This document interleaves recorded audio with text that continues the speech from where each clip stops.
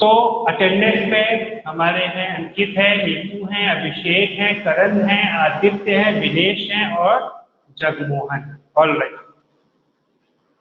आइए हम पिछली क्लास में जो पढ़े थे, हमने आपको हर तरीके के मेथड बता दिए थे कि किसी पेयर ऑफ लीनियर इक्वेशन को किस किस तरीके से हम सॉल्व करके उसका सॉल्यूशन निकाल रहे होते हैं। ठीक है, उस पर कई मेथड हमने पढ़ लिए थे। सब्स्टिट्यूशन पढ़ लिया था, एलिमिनेशन पढ़ लिया था, क्रॉस मल्टीप्लिकेशन पढ़ लिया था, ये सारे मेथड हम लोगों ने पढ़ लिए थे। और उससे रिलेटेड कुछ सिचुएशन को हमने इक्वेशन में फॉर्मुलेट भी किया था, इक्वेशन में बनाया भी था उस सिचुएशन को, जो कि हम 3.3 का कर रहे थे। 3.3 मैंने आपको होमवर्क में भी दिया था। आप बताइए 3.3 में अगर किसी बच्चे को कुछ पूछना चाहता है, जिसने होमवर्क किया है बस वही पूछेगा, ये नहीं कि कुछ किए ही हम अभी पता लगा लेंगे आप किए कि नहीं। चलिए आप पूछिए, 3.3 में किसी को कुछ पूछना है तो पूछे।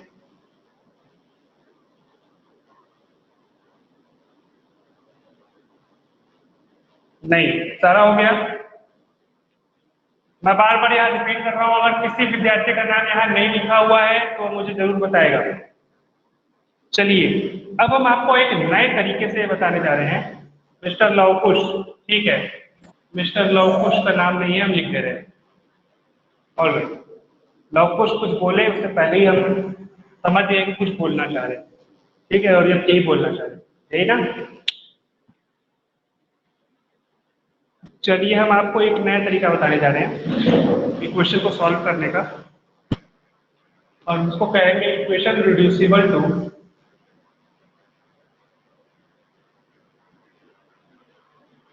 equation reducible to a pair of linear equation, sorry, क्योंकि हम जो इक्वेशन पढ़ रहे हैं वो लीनियर है, उसकी डिग्री 1। लीनियर इक्वेशंस और सारे लीनियर इक्वेशन के वेरिएबल्स को दो है, इन टू वेरिएबल।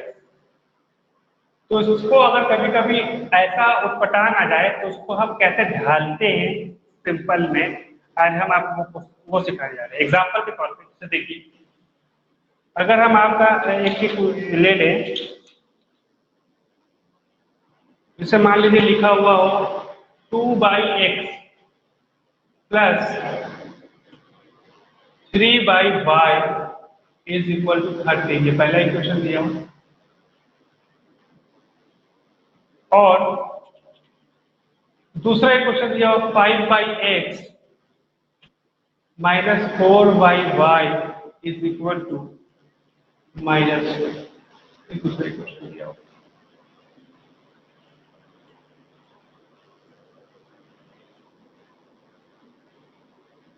अब ऐसे इक्वेशंस को आप चाहें तो बिल्कुल इसको सिंप्लीफाई करके वैसे ही कर लें जैसे आप करते हैं। जैसे देखिए, अगर इसको हम सॉल्व करने को दें तो आप में से बहुत लोग तो इसको बिना, अगर जो हम बताने जा रहे हैं उसको बिना जाने भी कर देंगे। आइए हम आपको करके दिखाते हैं। बहुत लड़के ऐसे होंगे जो बोलेंगे इसको हम सॉल्व कर सकते हैं सर। कैसे? देखिए क्या किया भाई, एलसीएम ले लिया पहले इक्वेशन में एक्स वाई, और ये हो गया 2y plus 3x is equal to 13। ठीक है ना, और ये 13 के साथ उधर चला जाएगा तो 13xy हो जाएगा। ठीक है, हमारे पास तो बोर्ड है से हम उसका फायदा उठा लिया। तो क्या बना, 3x plus 2y is equal to 13xy। ठीक, कोई दिक्कत नहीं है ना कि है? आइए इसको देखें, ये बन जाएगा भाई 5y, तो हम सीधे लिख रहे हैं ये हो जाएगा -4x plus 5y is equal to -2xy। ठीक है, कोई दिक्कत? अब हम इसको जब सॉल्व करेंगे तो ये xy वाला पार्ट बड़ा डिस्टर्ब कर रहा है ना। xy वाला पार्ट आप देखिए कि बहुत डिस्टर्ब कर रहा है।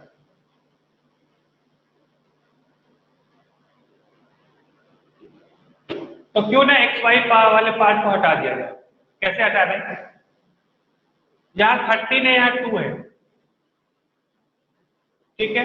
अगर हम यहाँ पे ध्यान दीजिएगा 2 से इंटू कर दें, 13 टू 26 हो जाएगा, और यहाँ 13 से कर दें तो यहाँ -26 हो जाएगा, और दोनों को ऐड कर दें। क्या क्या बने देखिए, ये 6x हो गया प्लस 4y हो गया, और ये हो गया 26xy, और इसको 13 से किया तो हो गया -13 4 जा 52x, और 13 5 जा कितना होता है भाई 65y is equal to -26xy। ठीक, अब हम क्या करें, ये इक्वेशन में से इस इक्वेशन को माइनस कर दें। क्या करें, यहाँ पर हम इसको प्लस कर दें, जोड़ दें दोनों इक्वेशन को। 6x -52x कितना हो गया, माइनस ऑफ 46x, और ये हो गया 69y, और ये कट के हो गया 0।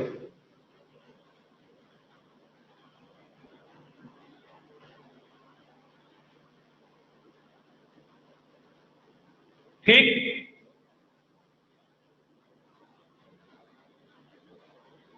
अभी भी लेकिन हमारे पास एक ही इक्वेशन है, दो नहीं है, दो नहीं। तो क्यों ना हम और उसमें मैनिपुलेट करके एक और इक्वेशन ऐसे ही बना लें कि एक्स वाई कट जाए। क्या कर सकते हैं, इस बार इसको -2 कर दीजिए, इसको प्लस कर दीजिए, यहाँ +26 हो जाएगा, यहाँ -26 हो जाएगा, और इसको घटा लीजिए, तब भी हो सकता है। हाँ, एक मिनट रुकिए, हम अभी आए।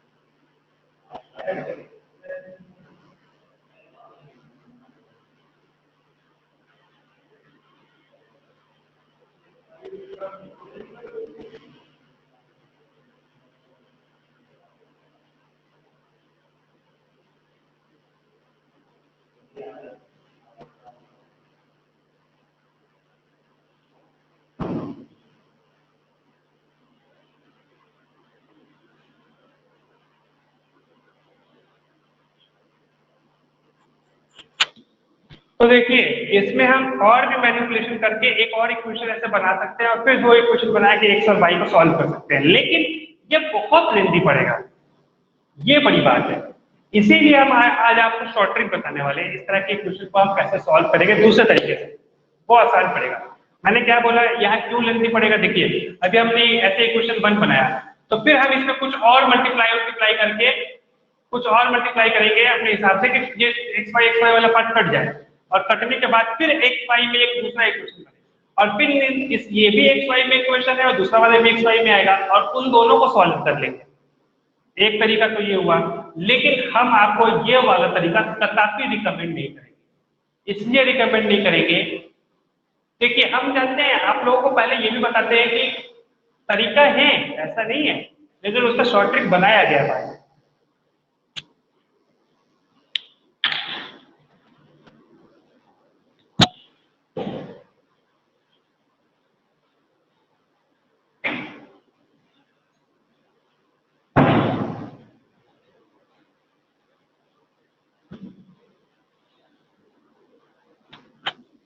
ठीक है, पुराने वाले हिसाब से भी बन सकता है, लेकिन वो पुराना वाला हिसाब मुश्किल पड़ेगा, इसलिए कुछ नए टेक्निक्स बनाए गए हैं। आइए उस टेक्निक को जरा समझाते हैं। आप देखिए, इस वाले इक्वेशन में अगर इस 1/x को मैं कोई और एक वेरिएबल मान लूं, मान लीजिए कैपिटल X मान लिया, ठीक है, क्या किया, 1/x को कैपिटल X के बराबर कर दिया, लेट, और उसी तरीके से 1/y को मैं कैपिटल Y कर दिया। ठीक है, अब आइए, अब ये इक्वेशन क्या बन गया देखिए, इसको हम 2 × 1/x लिख सकते हैं ना, 2 × 1/x। उस हिसाब से ये 1/x की जगह हम लिख देंगे कैपिटल X। ये बेसिकली क्या बन गया, 2 कैपिटल X प्लस फिर 3 × 1/y, मतलब 3 और कैपिटल Y और इज इक्वल टू 30। बन गया कि नहीं ये देखिए अब ऐसा बन गया। और दूसरा देखिए 5/x की जगह हम लिख देंगे 5x - 4y is equal to -2। और ये मेरा टोटल उस इक्वेशन का पूरा ढांचा ही बदल गया। मतलब 2/x की जगह हमने 2x लिख दिया। और ये करना हमारे लिए आसान है, वो करना मुश्किल है ना। तो ये करना जब आसान है तो क्यों ना हम इसी को सॉल्व कर लें और कैपिटल X की वैल्यू निकाल के फिर यहाँ पर स्मॉल x की वैल्यू निकाल लेंगे, क्योंकि हमें पता है कि कैपिटल X बराबर है 1/x के। तो ये इसको निकालने के लिए क्या करें, अब हमारे पास वही बात, अब आप चाहे जो यूज कर लें, एलिमिनेशन यूज कर लें, क्रॉस मल्टीप्लिकेशन यूज कर लें या सब्स्टिट्यूशन यूज कर लें। सब्स्टिट्यूशन मत यूज करिएगा क्योंकि आप जानते हैं डिवाइड करना पड़ेगा 2 से या 3 से या 5 से या 4 से, मुश्किल हो जाएगी आप ही को। तो क्यों ना हम ऐसा करें कि कुछ और करें, इसको 5 से इंटू कर दीजिए और इसको 2 से इंटू कर दीजिए। ठीक है, क्या बना अगला इक्वेशन, 5 से इंटू करते ही हो गया 10 कैपिटल X प्लस 5 से 15y और 65, ये बन गया अगला इक्वेशन। और ये हो गया 5 से 10x - 8y और -4। अब इन दोनों इक्वेशन को हम सब्ट्रैक्ट कर लें, माइनस हो गया प्लस हो गया प्लस हो गया, ये वाला कैंसिल आउट, 15 और 8 कितना हो गया, जोड़ेंगे तो 23y और 65 में 4 जोड़ेंगे तो कितना आएगा भाई 69। ये जस्ट इसके 3 टाइम्स है, तो y इज इक्वल टू हो गया 69/23। आप जरा करके देख लीजिएगा, जस्ट 3 टाइम्स, 23 3 जा, क्योंकि 3 3 जा 9 और 3 2 जा 6, 69। तो y की वैल्यू आ गई 3। अब इस y की वैल्यू हम इन दोनों इक्वेशन में से कहीं से भी निकाल सकते हैं। ठीक है, तो आइए हम पहले में से निकाल लेते हैं। तो कितना हो गया 2x प्लस 3 इंटू y में 3 3 जा 9, 9 is equal to 13। So 2x is equal to 13 minus 9 and that is 4 and x equal to कितना आ गया 2। तो x इक्वल टू आ गया 2 और y इज इक्वल टू आ गया 3। तो क्या मतलब x इक्वल टू क्या आ गया 2। तो अगर x इक्वल टू 2 है तो 1/x इक्वल टू 2, मतलब x इक्वल टू 1/2। एक वैल्यू निकल गई x की, निकल गई ना।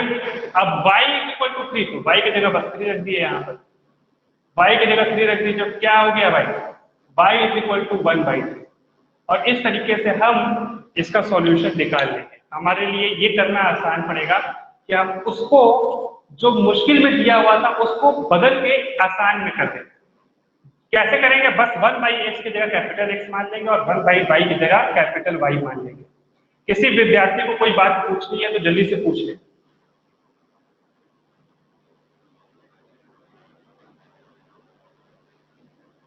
आ गई बात समझ में?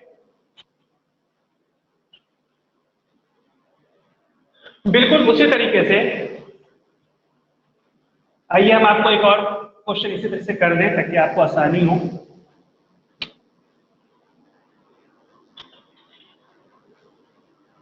जैसे मान लीजिए लिखा हुआ है, एक इक्वेशन लिखा है 5/x - 1 plus 1/y - 1 that is equal to 2। और दूसरा इक्वेशन लिखा है 6 - x - 1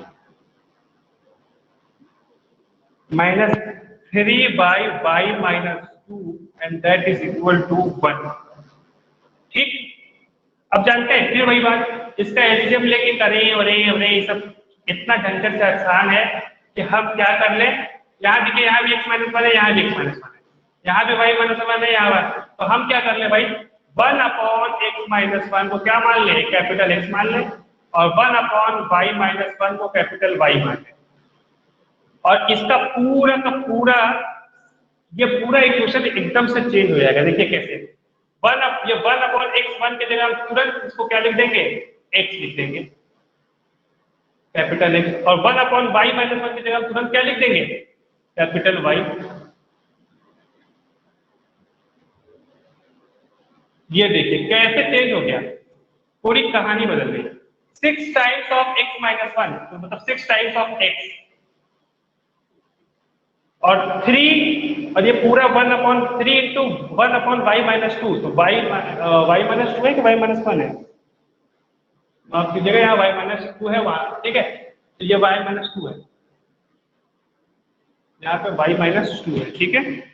तो y-2 की जगह हम तुरंत क्या लिख देंगे भाई, कैपिटल Y, और 3 पहले से था। अब ये देखिए ये पूरा इक्वेशन बदल गया। अब इसको हम सब्स्टिट्यूशन से कर लें, एलिमिनेशन से कर लें, चाहे क्रॉस मल्टीप्लिकेशन से कर लें, आपकी इच्छा है। यहाँ पे सब्स्टिट्यूशन लगाना आसान है, क्योंकि देखिए इसको हम तुरंत y को x के टर्म में लिख देंगे, 2 - 5x लिख दिया, ये हो गया इक्वेशन 3। अब इसको हम ये वाला टेक किए, ये वाला इक्वेशन हम दूसरे वाले इक्वेशन में पुट करेंगे, बता चुके हैं हम इन दोनों में से कोई इक्वेशन चूज करते हैं, तो हमने पहला वाला चूज किया, आसान है, जो इक्वेशन चूज करते हैं उसके दूसरे वाले में पुट करते हैं। तो y = यहाँ पे पुट करेंगे हम, पुटिंग इन b। तो अब देखिए 6x - 3 y की जगह क्या लिख देंगे, 2 - 5x = 1। जरा सॉल्व कर लीजिए, 6x - 6 प्लस 15x = 1, और 15x और 6x हो गया आपका 21x - 6 = 1, और ये हो गया 21x = 7, और x = 7/21, दैट इज 1/3। x की वैल्यू आ गई 1/3। अब y की वैल्यू क्या हो गई, होगी y = 2 - 5 times of x, x means 5/3, तो क्या हो गया 2 - 5/3, और 3 × 6, 6 - 1 इज 1/3 आंसर आ गया। तो y की वैल्यू कितनी आ गई, 1/3। तो x = 1/3, तुरंत यहाँ पे x की जगह 1/3 पुट कर दीजिए, और यहां से निकाल लीजिए क्या हो गया, ये क्रॉस मल्टीप्लाई किए, इधर हो गया x - 1 और इधर हो गया 3, तो x = क्या हुआ, 3 + 1 = 4 है x की वैल्यू। और यहाँ पे देखिए y की जगह तुरंत 1/3 रख दीजिए, रखने के बाद क्या हुआ, ये क्रॉस मल्टीप्लाई किए 3, और यहाँ पे आ गया y - 2, तो y = 3 + 2 = 5, तो x की वैल्यू आ गई 4 और y की वैल्यू आई 5। ऐसे करना आसान हो गया हमारे लिए।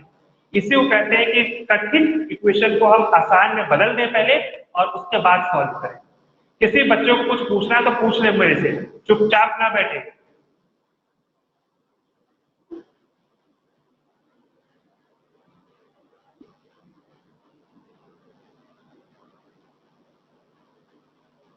नहीं पूछना है, चलिए। अब इसी से रिलेटेड हम आपको एक सिचुएशन बताने जा रहे हैं आज, जो कि आपके एग्जाम पॉइंट ऑफ व्यू से अत्यंत ही आवश्यक और बहुत ही महत्वपूर्ण कंसेप्ट है, बहुत ही इंपॉर्टेंट सिचुएशन है। ऐसी सिचुएशन आपके एग्जाम में आता है, तो आइए हम उस सिचुएशन को पहले थोड़ा सा समझा दें। मान लीजिए कि आप तैर रहे हैं या उड़ रहे हैं, कुछ भी, दोनों में काम आता है। मान लीजिए हम तैर रहे हैं, ये दरिया है, ध्यान दीजिएगा, और यहाँ पे ये नाव, ठीक है, ये नाव जो है तैर रही है। तो दरिया में आप देखे होंगे, दरिया का भी पानी का एक अलग बहाव होता है। तो मान लीजिए कि पानी इस डायरेक्शन में बह रहा है, इधर से इस तरफ बह रहा है पानी, ठीक है, और इसकी स्पीड है मान लीजिए a की स्पीड से बह रहा है। a मतलब कुछ भी, 5 किलोमीटर प्रति घंटा, 6 किलोमीटर प्रति घंटा, कुछ भी हो सकता है, हमने a ले लिया। अगर ये नाव इसी तरफ बहेगी जिस तरफ दरिया बह रहा है, इसी तरफ बहेगी जिस तरफ ये दरिया बह रहा है, उसी तरफ अगर बहेगी, तो जो नाव की स्पीड होगी, जिस स्पीड से नाव को वो नाव वाला चला रहा है, वो स्पीड दरिया की स्पीड में ऐड हो जाएगा। आप देखिए जिस तरफ बहाव होता है उस तरफ आप चलते हैं तो आपकी स्पीड तो होती है और दरिया की स्पीड भी उसमें ऐड हो जाती है, इसलिए आप और तेज बहने लग जाते हैं। अगर आप इसी डायरेक्शन में तैरेंगे तो आपकी जो तैरने की स्पीड है वो तो रहेगी, और जो जिस जिस जिस स्पीड से पानी बह रहा है वो स्पीड उसमें ऐड हो जाएगा, अपने आप और तेज आप तैरने लग जाएंगे। तो मान लीजिए अगर ये v की स्पीड से नाव चला रहा है तो टोटल स्पीड इसकी हो जाएगी a प्लस b, और इसको बोलते हैं कि जिस डायरेक्शन में पानी का बहाव है उसी डायरेक्शन में अगर आप चला रहे हैं तो उसको कहा जाता है कि आप डाउन स्ट्रीम में चल रहे हैं। किसमें चल रहे हैं भाई? Down stream. ये सब टर्म है जो कि हम आपको समझाना चाह रहे हैं। डाउन स्ट्रीम का मतलब कि आप उसी डायरेक्शन में बह रहे हैं जिस डायरेक्शन में पानी का बहाव है, इसका मतलब है कि आप डाउन स्ट्रीम में चल रहे हैं। अब मान लीजिए कि वो अप स्ट्रीम में चल रहे हैं, इधर की तरफ नाव चल रहा है, इसको बोलते हैं अप स्ट्रीम। मतलब जो दरिया का बहाव है, नाव का बहाव दरिया के बहाव से जस्ट उल्टा है। अगर दरिया का बहाव इस तरफ है तो नाव इस तरफ चल रही है। तो इसमें जानते हैं अगर आपकी स्पीड 6 है और दरिया का बहाव का स्पीड 2 किलोमीटर प्रति घंटा तो आप 4 किलोमीटर से बढ़ पाएंगे, क्योंकि दरिया के बहाव का जो स्पीड है वो आपकी स्पीड को रोक देगा, आपकी स्पीड को काट देगा। ठीक है, तो अगर ये a की स्पीड है और b की स्पीड से दरिया बह रहा है तो अप स्ट्रीम का जो स्पीड आएगा वो b माइनस से आएगा। जो इसका है, पहली बात तो नाव का जो बहाव का स्पीड होना चाहिए वो दरिया की स्पीड से ज्यादा होना चाहिए। ये b जो है किसी भी कीमत पे a से बड़ा होना चाहिए। जो b मतलब क्या, ये नाव का स्पीड अगर दरिया की स्पीड से कम हुआ ना तो वह नाव बह जाएगा। हो सकता है कि एक स्पीड से ना बहे और कम बहे, जैसे अगर मान लीजिए ये दरिया का बहाव यहाँ से यहाँ 5 किलोमीटर है और आपकी नाव है और आप इधर की तरफ 3 किलोमीटर से चला रहे हैं तो आप इधर बढ़ा ही नहीं पाएंगे और इधर ही बह जाएंगे। किस स्पीड से इधर बह जाएंगे भाई? 5 माइनस 2 किलोमीटर प्रति घंटा की स्पीड से दरिया की साइड ही बह रहे। लेकिन अगर आपकी स्पीड 6 है, दरिया की स्पीड से ज्यादा है तो आप इस तरफ जाएंगे, लेकिन आपकी स्पीड 6 नहीं रहेगी, आपकी स्पीड 1 रहेगी, क्योंकि 5 किलोमीटर दरिया आपकी स्पीड को काट देगा, तोड़ देगा, आपकी स्पीड को उतना है रोक देगा।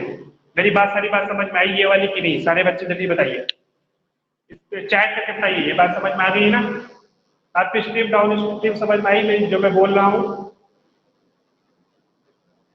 दिनेश, नीतू, अभिषेक, फटाफट बताइए, म्यूट करके बताइए, चैट करके बताइए, अपने जो आपको सुविधा हो। चैट आ गया है। यस सर, कारण आदित्य कह रहे हैं, ठीक है, क्लियर हो गया। तो अप स्ट्रीम डाउन स्ट्रीम की बात आपको समझ में आ गई। आइए हम आपको एग्जाम्पल 19 आपका पेज नंबर 65 पे दिया हुआ है, आइए उसको पढ़ लीजिए आप बुक में। पेज 65 एग्जाम्पल 19 फिर क्वेश्चन पढ़िएगा, बाकी सॉल्यूशन हम आपको यहाँ बता रहे हैं। लिखा हुआ है ए boat goes 30 kilometre up stream. एक बोट है,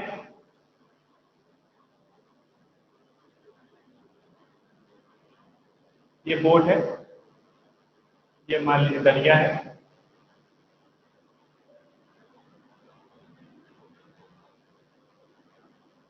नीचे दरिया है, ऊपर बोट बह रहा है।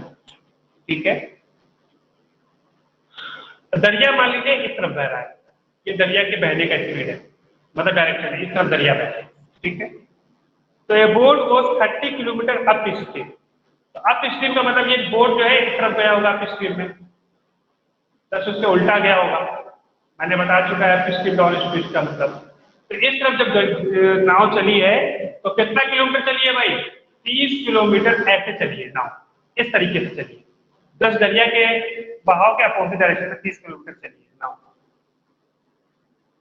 फिर डाउन स्ट्रीम भी चली है, उसके बाद फिर डाउन स्ट्रीम इतना चली, फिर यहां से यहां तक गई होगी, फिर वापस आ गई।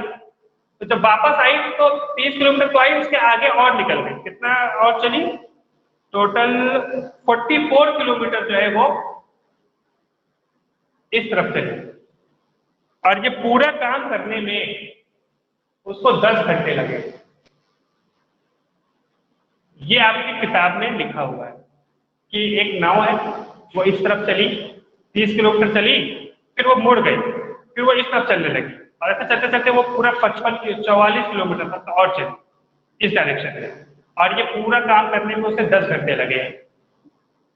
उसी तरीके से लिखा हुआ है कि फिर वो दोबारा इंस्ट्रक्शन दिया कि फिर वो 40 किलोमीटर चली इसी डायरेक्शन में, आपकी स्ट्रीम में इस तरफ, और फिर 55 किलोमीटर चलिए डाउन स्ट्रीम,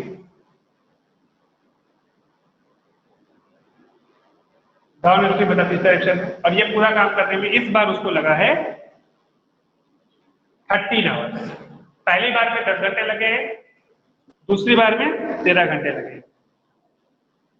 अब आपको पता लगाना है कि इस दरिया की स्पीड कितनी है और नाव की स्पीड कितनी है। सिचुएशन समझ में आ गई। अब इस सिचुएशन को हम मैथमेटिक्स में इक्वेशन में कैसे ढालते हैं, कैसे सोचते हैं, मैथमेटिक्स की लैंग्वेज में कैसे लिखेंगे इसको, कैसे इक्वेशन में फॉर्मुलेट करेंगे, वो समझना है, वो समझ बनानी है, वो डेवलप करना बहुत जरूरी है। आइए देखिए, मान लीजिए कि ये जो दरिया की स्पीड है वो 1 किलोमीटर प्रति घंटा है। ये स्पीड है स्ट्रीम की, स्पीड ऑफ स्ट्रीम, मतलब जो दरिया है उसकी जो पानी की जो बहाव की स्पीड है वो 1 किलोमीटर प्रति घंटा है। अब मान लीजिए कि जो नाव की स्पीड है, स्पीड ऑफ बोट, वो मान लीजिए 22 किलोमीटर प्रति घंटा के हिसाब से, चाहे इधर चले चाहे इधर चले, लेकिन वो उसका 22 किलोमीटर प्रति घंटा के हिसाब से उसका स्पीड है। ठीक है, अब देखिए बड़ा ध्यान से, पहला सिचुएशन इस सिचुएशन के हिसाब से चल रहा है काम, पहले सिचुएशन के हिसाब से चल रहा है, देखिएगा, ध्यान दीजिएगा।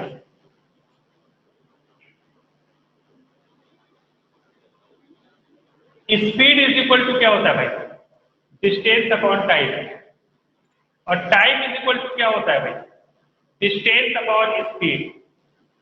ठीक है ना, डिस्टेंस अपॉन स्पीड। ठीक,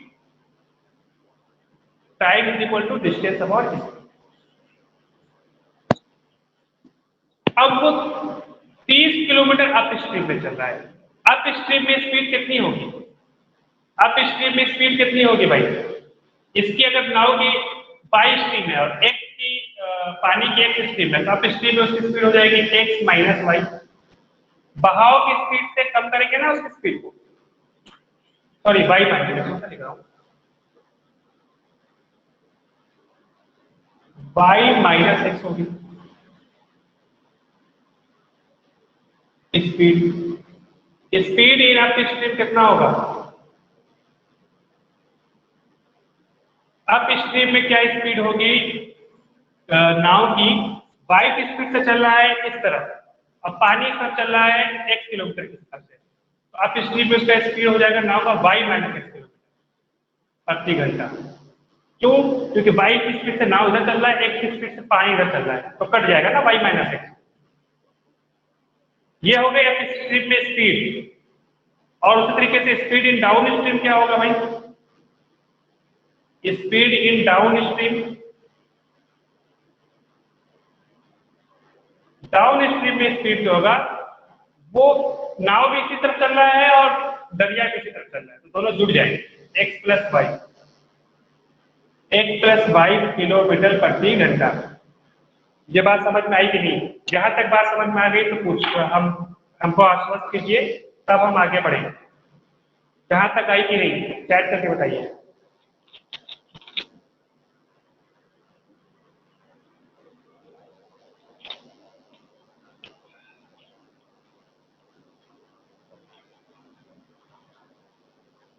बताइए जल्दी जल्दी, विदेश हो गया, अभिषेक हो गया, जल्दी से बताइए।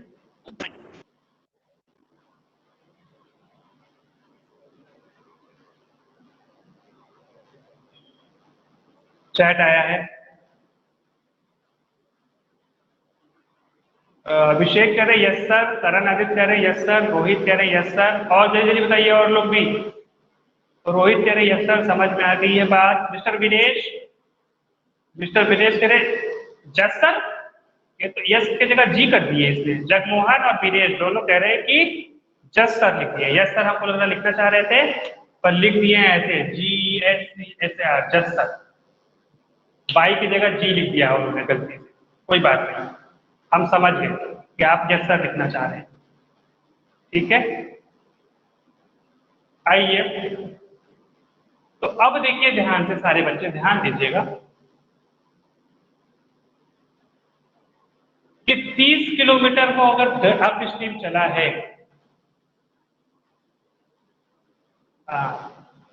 30 किलोमीटर अगर वो अप स्ट्रीम चला है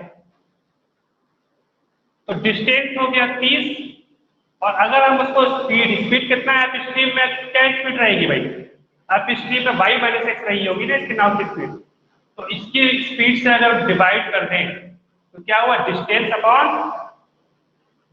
upon speed is equal to time, अभी हमने किया है। तो इसका मतलब क्या हुआ कि यहां से यहां तक जाने में, यहां से यहां तक 30 किलोमीटर जाने में जितना टाइम लगा वो ये है 30 minus y minus 30 upon y minus x, है ना। और फिर वहां से फिर वापस चला है 44 किलोमीटर, स्पीड कितना हुआ 44 किलोमीटर, और किस स्पीड से आया है भाई, एक्स प्लस वाई की स्पीड से आया है डाउन स्ट्रीम में। तो जो गया वो टाइम लगा इतना, और जो वापस आया वो टाइम लगा इतना, और टोटल टाइम लगा है 10 घंटा। मतलब अगर हम इन दोनों के टाइम को जोड़ दें तो ये 10 के बराबर आना चाहिए। बताइए ये बात समझ आई कि नहीं, कैसे हमने किया, जाने में इतना टाइम लगा है, आने में इतना टाइम लगा है, और दोनों को मिला दें तो क्वेश्चन में लिखा है कि आने जाने में टोटल 10 घंटे उसके खराब गए, इसका मतलब 10 के बराबर होना चाहिए। ठीक है कि नहीं, अभी बताइए जल्दी से।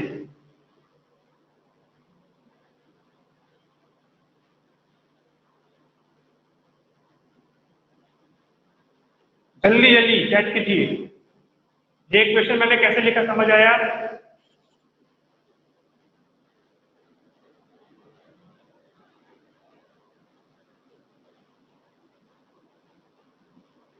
रोहित कह रहे हैं जी सर, समझ आई बात। चलिए अब उसी तरीके से ये आपका इक्वेशन नंबर 1 हो गया। अब दूसरी सिचुएशन के हिसाब से अभी हम करेंगे, एक और चैट आया है, जब विनेश कह रहे हैं कि जी सर बात समझ में आ गई। दूसरा भी देखिए बिल्कुल सेम, अप स्ट्रीम में गया 40 किलोमीटर, तो 40, और उसका स्पीड कितना है अप स्ट्रीम में, वाई माइनस एक्स है। बोर्ड की स्ट्रीम में से हम माइनस कर देंगे, बोर्ड की स्पीड से हम स्ट्रीम की स्पीड को माइनस करेंगे अप स्ट्रीम। करण नजित भी कह रहे हैं कि जी सर समझ में आ रही बात। और फिर उसके बाद 55 एक्स प्लस वाई, अगर इन दोनों टाइम को ऐड करें तो 30 किलोमीटर के बराबर होना चाहिए। और बस यही होता है मेन, मतलब आप पूरे सिचुएशन को इक्वेशन में बना दिए। अब क्या, अब तो हमारा पुराना ज्ञान काम आएगा, अब इस बस इक्वेशन को हम सॉल्व कर देंगे, वेरी सिंपल। इसी इक्वेशन को अब हम क्या कर देंगे भाई, सॉल्व कर देंगे, इक्वेशन 1 और इक्वेशन 2 को। और इक्वेशन 1 और 2 को सॉल्व करने में आप देखेंगे कि ये दिक्कत वाला है, तो सिर्फ क्या करेंगे, जैसे अभी सिखाया इसको हम रिड्यूस करेंगे सिंपल में। क्या कर देंगे भाई, 1 अपॉन वाई माइनस एक्स देखिए हर जगह है, इसको हम कैपिटल एक्स मान लिए, और 1 अपॉन एक्स प्लस वाई इसको हम कैपिटल वाई मान लिए। तो उसके साथ 30 into y, 1 upon y minus x मतलब 30 into x, that is 30x। और उसी तरीके से ये हो गया 44y plus 44y is equal to 10, और नीचे हो गया 40x plus 55y is equal to 30। ठीक, अब क्या भाई, तो सॉल्व कर लीजिए। कैसे करेंगे, आपकी इच्छा, जैसे चाहे वैसे करेंगे। कैसे करना पसंद करेंगे, एलिमिनेशन से कि क्रॉस मल्टीप्लिकेशन से कि सब्स्टिट्यूशन से। सब्स्टिट्यूशन मत कीजिएगा, बड़ा मुश्किल होगा। ठीक है, आइए क्रॉस मल्टीप्लिकेशन का प्रैक्टिस कराएंगे, करते हैं। क्या था बताए थे हम, BCAB याद करने को बोले थे, BCAB याद आ रहा है ना, BCAB। अब BCAB क्या है, a plus BY plus C is equal to 0, यहाँ 1 लगा देते हैं, और यहाँ a2x plus b2y plus c2 is equal to 0। तो BCAB यहाँ भी लिख दिया BCAB। ठीक है, और उसके बाद फिर क्या था भाई, यहाँ पे इसको ऐसे, ये ऐसे, ये ऐसे, ये ऐसे, ये ऐसे और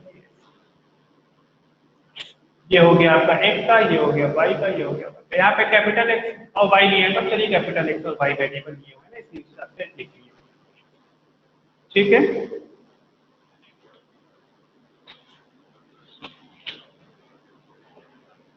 क्या करना है होगा, यहाँ 1 1 1 1 2 2 2 2 ऐसा लिखने की जरूरत नहीं है, वो तो हम आपको बता रहे समझाने के लिए इसके लिखते हैं।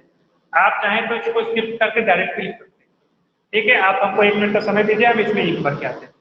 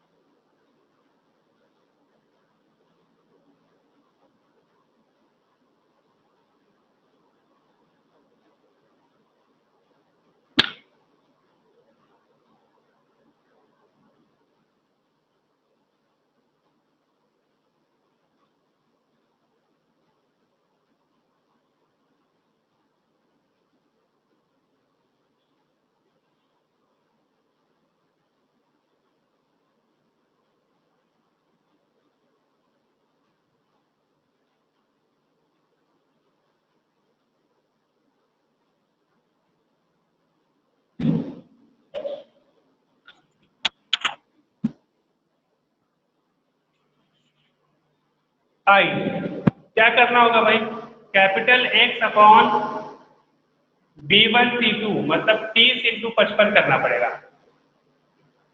मुश्किल वाला काम कर दिया। चलिए कोई बात नहीं, 5 या 15, एक कैरी, 5 या 15 और एक 16, 1650 माइनस B2C, माफ कीजिएगा उल्टा कर दिए हैं, क्या भाई इसको मिटाने वाला,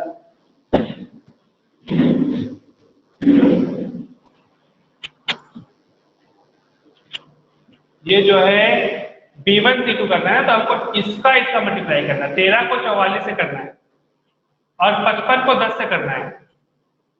ठीक है, तो 44 को 13 से करेंगे तो कितना आएगा, कितना आएगा, 44 को 13 से करेंगे मल्टीप्लाई तो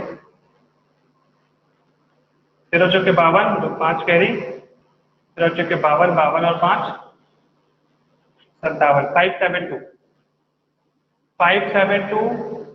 अब B2C1 मतलब 55 को 10 से करेंगे तो 555, 550 माफ कीजिएगा 550। तो y is equal to y upon हो गया C1A2 मतलब 10 इंटू 40 400 हो गया, माइनस C2A1 13 और 30 390 और 1 अपॉन 30 इंटू 55, तो 5 5 या 15 का 5 ऐसे लगाए 15 60 1650 माइनस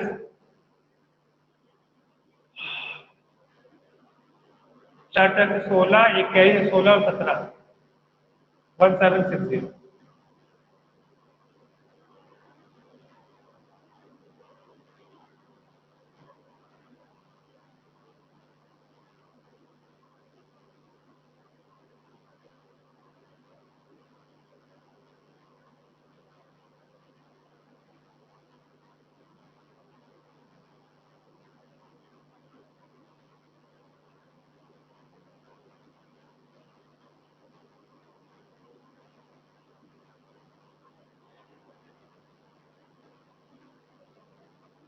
पर इसको सॉल्व करके x और y की वैल्यू निकाल लीजिए।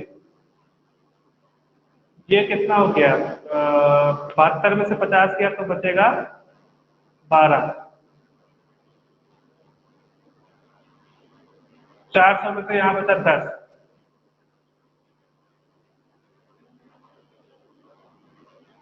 और यहाँ बचा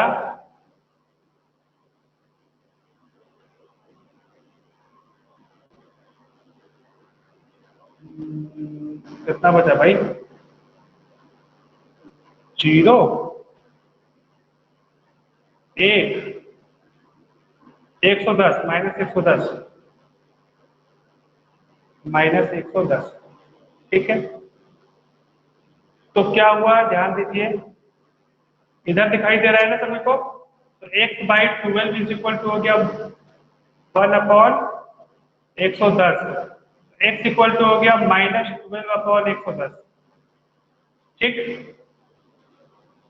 तो x इक्वल टू हो गया -12/110। तो यहाँ लिख दीजिए -12/110। और यहाँ से क्या होगा कि इस क्रॉस मल्टीप्लाई करेंगे तो 12x minus minus one plus हो जाएगा 12x -12y is equal to 110। ये बना। उसी तरीके से फिर यहाँ पे देखिएगा, ध्यान दीजिएगा, y/10, तो y इज इक्वल टू 10/110। तो y इज इक्वल टू 10/110 करेंगे यहाँ पे -10/110। तो क्या हो जाएगा -10y इज इक्वल टू 110।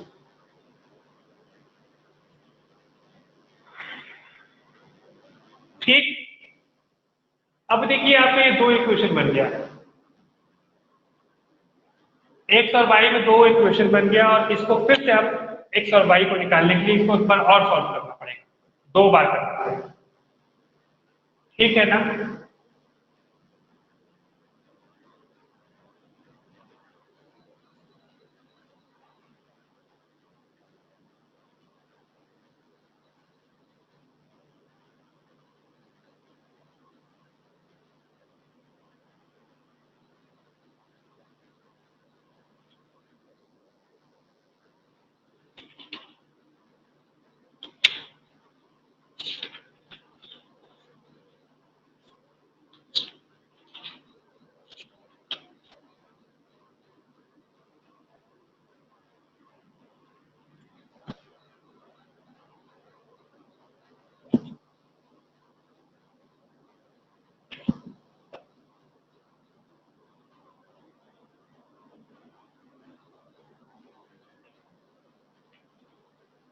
अब देखिए इसको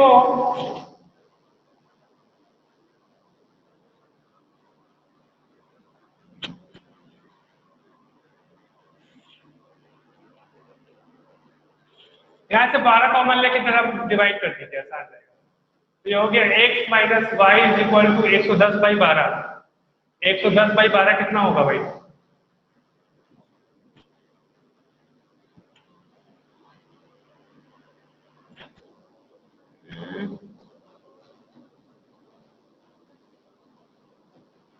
कुछ गड़बड़ कर दिया है क्या मैंने?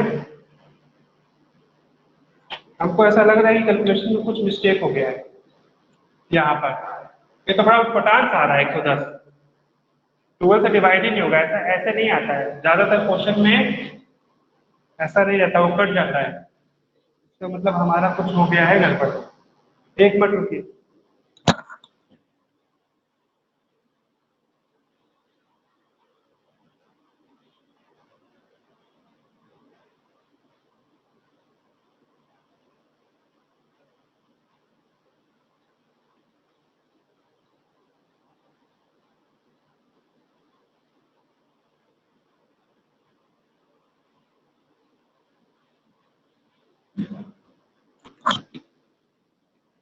आइए हम एक बार और x और y की वैल्यू निकालते हैं, इस बार गलती ना हो, इसका विशेष ध्यान रखा जाएगा। ठीक है, चलिए, ये आपका x था और ये y था। इस बार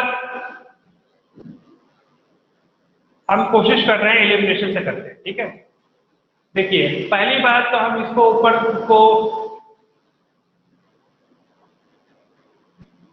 4 से मल्टीप्लाई कर दें, तो 4 × 30 कितना हो गया भाई? 120 हो गया। और इसको 3 से करते तो 3 × 40 120 हो गया, तो x वाला तो वो हो जाएगा, क्या हो जाएगा, ये हो जाएगा 120x और ये 4 × 16, 16 और 1 17 176y और यहाँ पे हो गया 14 और ये 120x प्लस 5 × 15 5 1 कैरी 5 × 15 और 116 और 13 × 39। ठीक है, अभी माइनस कर लेते हैं, ये कैंसिल आउट हो गया और यहाँ बचा 11y और यहाँ बचा 1, तो y इक्वल टू हो गया 1/11।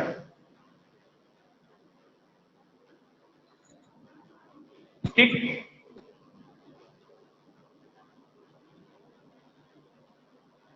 और इसमें से आप किसी में भी पुट कर लें y की वैल्यू, तो मान लीजिए ऊपर वाले में कर लेते हैं, तो 30x प्लस 44 y की जगह क्या पुट कर रहे हैं 1/11, तो ये हो गया 10, 11 चौके 44, तो 30x और इस 4 को उधर भी ले गए, 10 - 4 हो गया 6, तो x इक्वल टू 6/30 मतलब 1/5, तो x की जगह कितना आया 1/5, तो उस हिसाब से क्या हो गया भाई y - x बराबर हो गया 5 के। ठीक, और उसी तरीके से इसको देखें, अगर y की जगह क्या है 1/11, तो यहाँ पे अपना रख दिया 11 और क्रॉस मल्टीप्लाई किए, अब कीजिएगा 11 नहीं 1/11 क्रॉस मल्टीप्लाई किए, तो x plus y is equal to कितना आ गया 11। अब इन दोनों इक्वेशन को सॉल्व कर लेंगे। ठीक है, इसको y मैंने कितना लिख के -x प्लस वाई लिख दे रहे हैं, लीजिए -x प्लस वाई दोनों को ऐड कर दीजिए, x वाला पार्ट कट जाएगा, y कितना हो गया 2y और 5 और 11 कितना हो गया भाई 16, तो y is equal to simple आ गया 8, y इज इक्वल टू 8 आ गया ना, y इज इक्वल टू कितना आ गया 8, तो x कितने के बराबर होगा 3 के बराबर, तो x हो गया 3, y हो गया 8।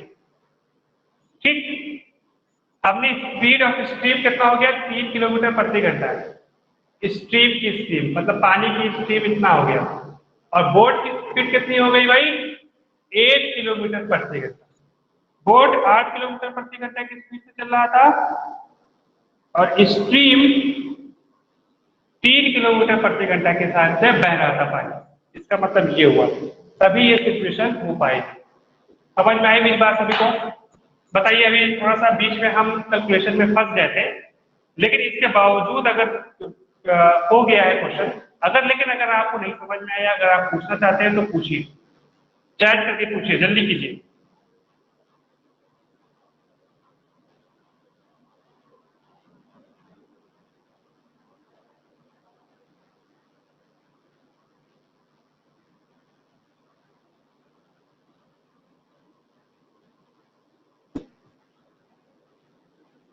अगर आ गया है तो यस कर लिखिए, और अगर कुछ पूछना है तो फिर चैट करके पूछिए।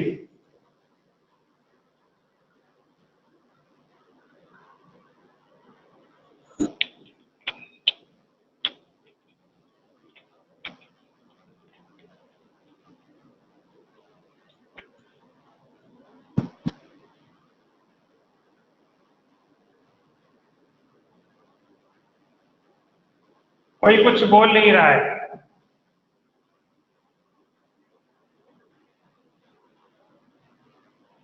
ना ही कोई चैट लिख रहा है, एक चैट आ गया है, कोई करेगी यस सर हो गया, चलिए।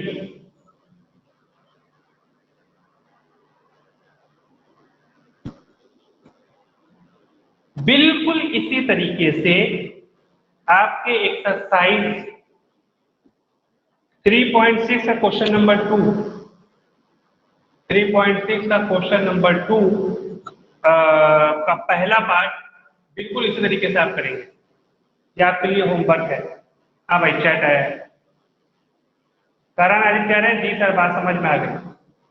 3.6 का क्वेश्चन नंबर 2 का पहला पार्ट आपका ये होमवर्क है, ये आपको करना है सारे बच्चों को। ठीक है, कोई बच्चा मिस नहीं करेगा, और अगर नहीं आएगा तो अगले क्लास में पूछेंगे, लेकिन वही बच्चा पूछेगा जो करेगा। आइए क्वेश्चन नंबर 2 का दूसरा क्वेश्चन हम आपको करते हैं।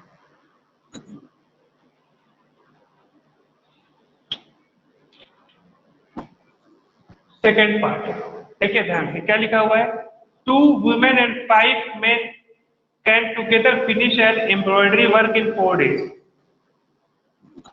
क्या कह रहा है कि अगर वुमेन है और मेन है और कोई वर्क है, नंबर ऑफ डेज इधर कर देते हैं, कोई एक काम है, अगर 2 औरतें और 5 आदमी मिलकर एक काम को करते हैं तो वह उस काम को 4 दिन में कंप्लीट कर देते हैं, 4 दिन में कंप्लीट कर देते हैं। सिचुएशन समझिएगा पहले। दूसरा सिचुएशन है कि अगर 3 औरतें और 6 आदमी मिलकर वो काम करते हैं तो वो उस काम को 3 दिन में कंप्लीट कर देते हैं, 3 दिन में कंप्लीट कर देते हैं। अब आपको पता लगाना है कि अगर एक महिला काम करेगी, सिर्फ एक महिला, तो कितने दिन में कंप्लीट करेगी, और उसी तरीके से अगर सिर्फ एक मैन काम करेंगे तो कितने दिन में कंप्लीट करेंगे, ये आपको पता लगाना है। सारे बच्चों को क्वेश्चन सिचुएशन समझ में आया कि नहीं, जल्दी से बताइए, हमको चैट करके बताइए, क्योंकि अगर सिचुएशन नहीं समझ में आएगा आपको तो फिर मुश्किल हो जाएगी, फिर आपको आगे कुछ नहीं समझ में आएगा। तो सिचुएशन तो समझना बहुत ही इंपॉर्टेंट है।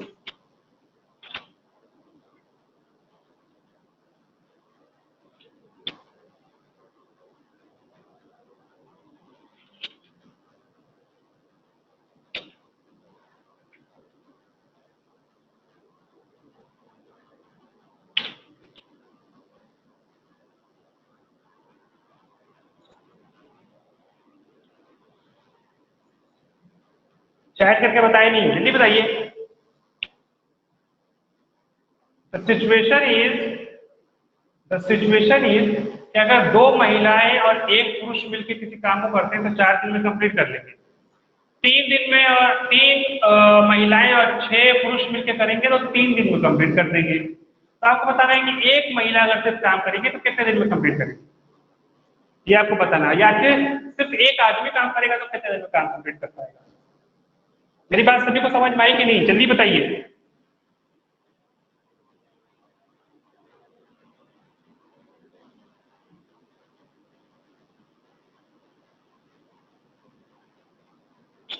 ओहो, कोई कुछ लिखता क्यों नहीं है?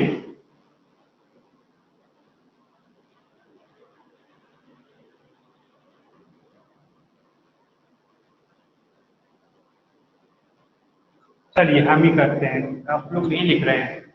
मान लीजिए एक वुमेन जो है एक्स डेज में काम कंप्लीट करती है, लेट एक वुमेन जो है इसी काम को मान लीजिए एक्स डेज में कंप्लीट करती है, और एक मेन जो है इसी काम को वाई डेज में कंप्लीट करती है। ठीक है ना, ये हमने मान लिया है, ये मैंने लेट कर लिया। ठीक है,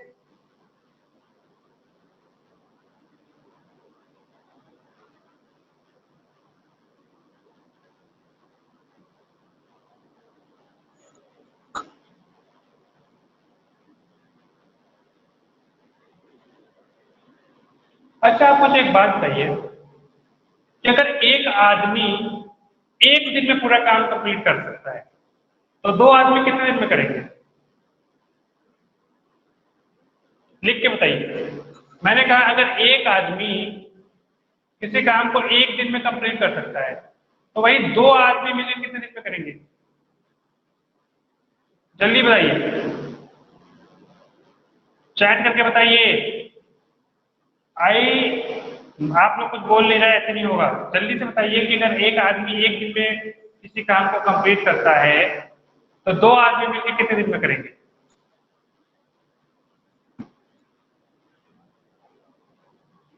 एक चैट आया है, बिल्कुल सही। 12 मतलब 10 आधे दिन में। ये कहिए ना 12 आवर्स की जरूरत है हाफ डेज में, क्योंकि 2 मिलेंगे तो और जल्दी कर लेंगे वो काम। ये बात, ये समझने वाली बात है, ठीक है ना, ये समझने वाली बात है। तो बिल्कुल उसी तरीके से अगर एक महिला एक दिन में करती है तो 2 महिला कितने दिन में करेगी भाई? 2/1 दिन में करेगी, करेगी कि नहीं? अगर एक आदमी एक दिन में करता है तो 2 आदमी कितने दिन में करेगा? आधे दिन में करेगा उसका। 3 आदमी कितने दिन में करेगा? जस्ट दिन के 1/3 पार्ट में ही कर लेगा, 1/3 में ही कर लेगा। समझ रहे हो? पूरे दिन का तीसरे भाग में ही वो काम को वो कर लेगा। तो अगर अगर एक महिला एक दिन में करती है तो 2 महीने कितने दिन में करेंगे भाई? 2/1 दिन में करेंगे। ठीक, तो उस तरीके से 5 आदमी मिलकर कितने दिन में करेंगे? 5/5 डेज में कर लेंगे। ठीक है, और ये बता हुआ है कि अगर 2 आदमी मिलकर और 5 आदमी मिलकर करें तो 4 दिन लगता है। तो मतलब अगर इन दोनों को जोड़ दिया जाए तो ये 4 दिन, मतलब एक महीना एक औरत का जो काम जितने दिन में करेगी वो 5 आदमी मिलकर जितने दिन में करेंगे वो, अगर दोनों ही, क्योंकि दोनों मिलकर करें तो दोनों को जोड़ना पड़ेगा, और दोनों को जोड़ा गया है तो 4 दिन में काम हुआ है। जगमोहन बोलिए, कुछ बोलना चाहते हैं?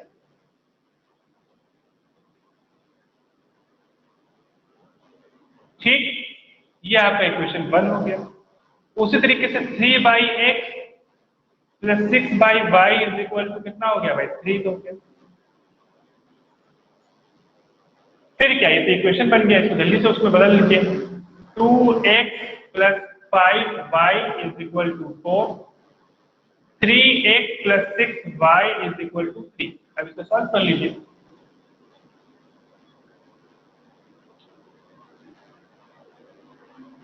दोनों इक्वेशन को, ठीक है।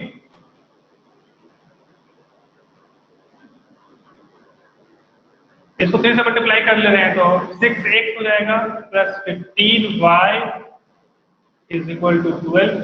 इसको 2 से कर लेंगे तो 6x plus 12y is equal to 6, तो दोनों को घटा देंगे तो ये हो गया माइनस माइनस करते रहो। 3y इज इक्वल टू 6 और y इज इक्वल टू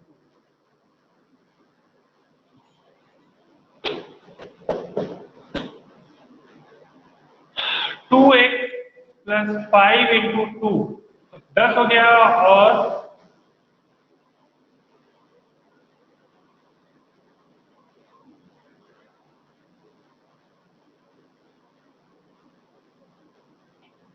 10 हो गया, ठीक है। यहाँ 4 है तो -10 और यहाँ -6 आएगा, तो x इक्वल टू माइनस दिया गया भाई, x इक्वल टू माइनस, ये मैंने y की जगह में पुट करके कैलकुलेट कर लिया है x की वैल्यू। ठीक, तो 1 बाई, यहाँ पे क्या था भाई? 1/x बराबर था x के, दैट इज -3 है।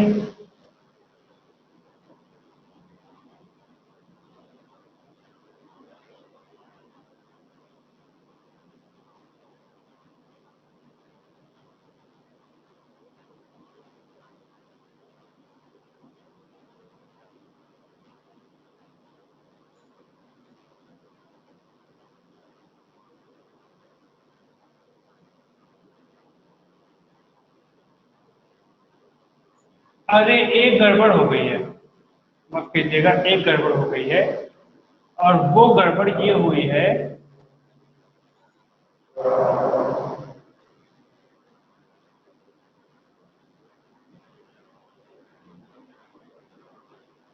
कि यहाँ भी तो 1/4 करेंगे हम।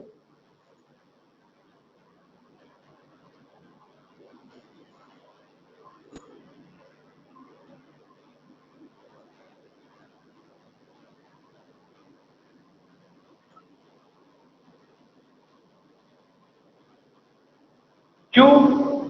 क्योंकि ये एक दिन का काम बता रहा है ना।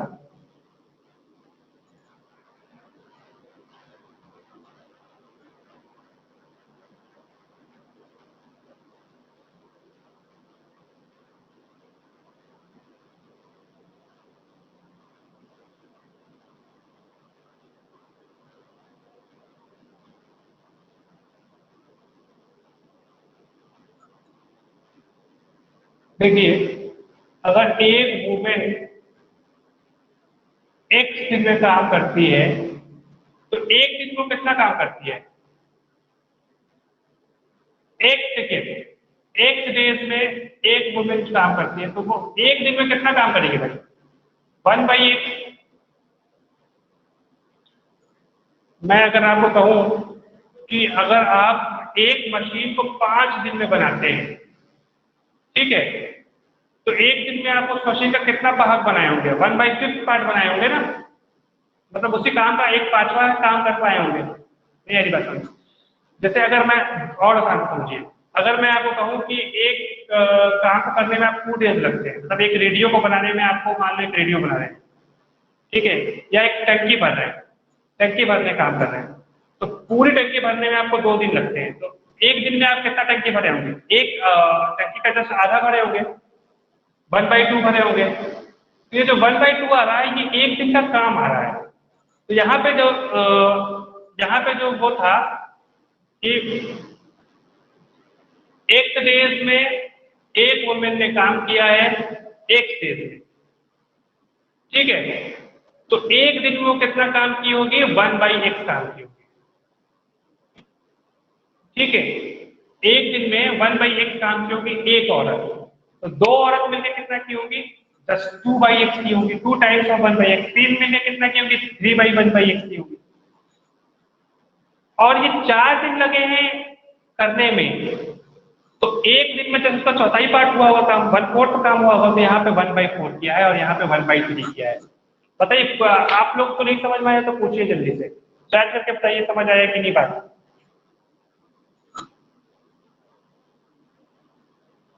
सारे बच्चे जल्दी बताएं।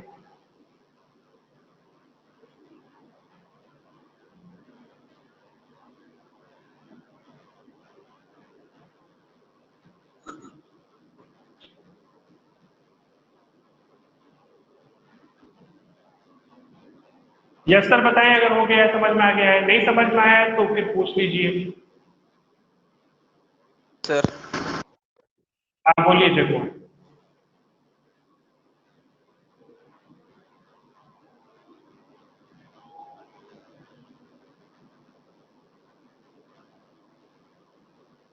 बताइए,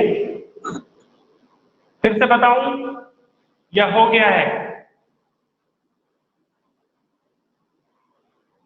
मिस्टर विनेश, मिस्टर अभिषेक, यस सर। ठीक है, क्लियर है कि फिर से बताऊं? नो सर, क्लियर है। क्लियर है ना? तो देखिए ये वही बात है कि ये एक औरत एक दिन में 1/x काम कर रही है, तो 2 औरत मिलकर 2/x करेगी, 3 आदमी मिलकर 3x करेंगे, तो एक दिन का ये काम है, ये एक दिन में इतना काम हुआ है भाई,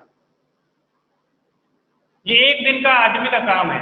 और एक दिन के औरत के काम को एक दिन के आदमी के काम से मिलाया जाए तो टोटल काम जो हुआ है एक दिन का वो 1/4 हुआ है। यही मैंने किया है। अब इस इक्वेशन को सॉल्व कर लीजिएगा आप, ठीक है,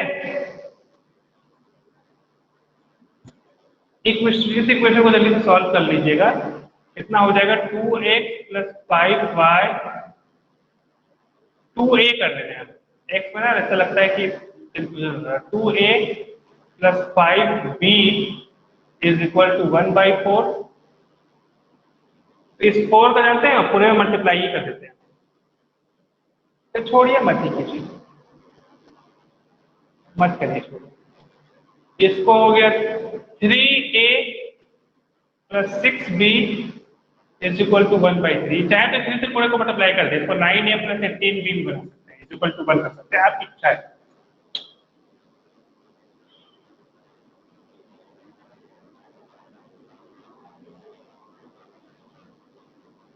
या कर ही लेते हैं, चलिए इस 4 को मल्टीप्लाई कर लेते हैं, तो ये कितना हो गया भाई?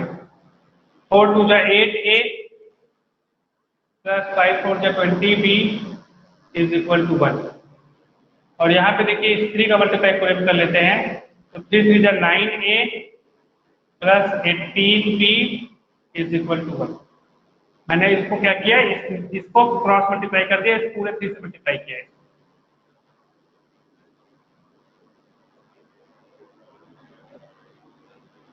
ठीक है, अब ये क्वेश्चन बन गई हमारी ये 8a + 20b = 1, 9a + 18b = 1। अब इन दोनों की मदद से रख लीजिए, क्या करें भाई, इसमें ना 9 है, यहाँ 8 है, और वहाँ 20 है और वहाँ 18। 18 5 से कितना होता है, 90 होता है, काम नहीं बनेगा। तो क्यों ना चलिए इसको 9 से मल्टीप्लाई कर देते हैं, कितना हो गया, 9 8 से 72a + 180b = 9। इसको 9 से 2 कर दिए, इसको 8 से करिए, 9 8 से 72a + 18 8 जा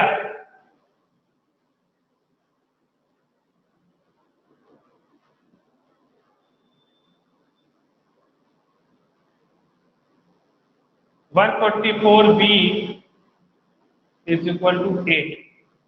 ठीक है, क्या किया उन दोनों को, इसको 9 से किया, उसको 8 से किया, अब इसको हम सब्ट्रैक्ट करेंगे। 72 कैंसिल आउट, और 180 में से तो 44 गया, तो 4 44b = 1। 9 9 में से हट गया 1, तो b = आ गया 1/44। b = आया 1/44।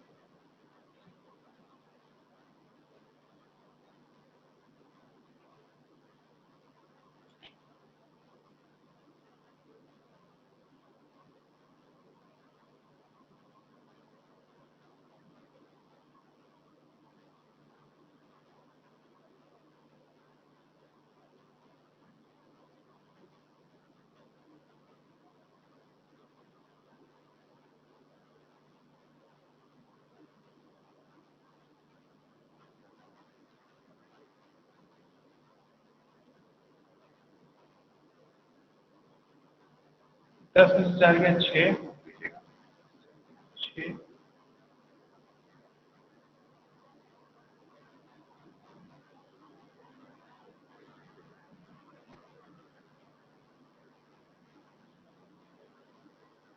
180 में से 44 गया है, तो 36, 44 सही, ठीक है ना, 36। ठीक है, ये गड़बड़ी हो रही थी। तो अब देखिए b = 1/36 आया, और b कितने के बराबर है, 1/b के बराबर है, तो 1/b = 1/36, तो y = कितना आ गया, 36। और y हमने किसको माना था, आदमी के काम को माना था, वुमेन के काम को x माना था ना।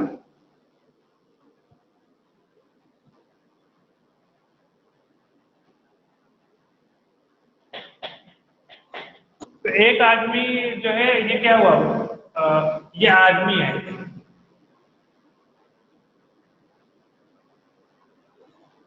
तो कितने दिन लगेंगे एक आदमी को काम कंप्लीट करने में, 36 दिन लगेंगे।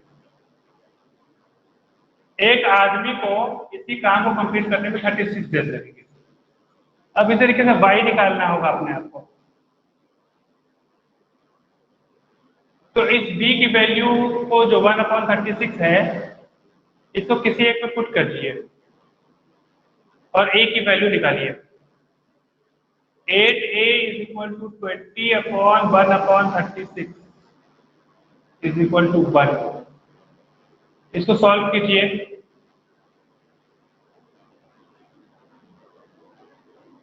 तो 1 - 20/36/8, इसको तो हम मिटा दें पहले, अब और क्लियर रहेगा। देखिए ध्यान से,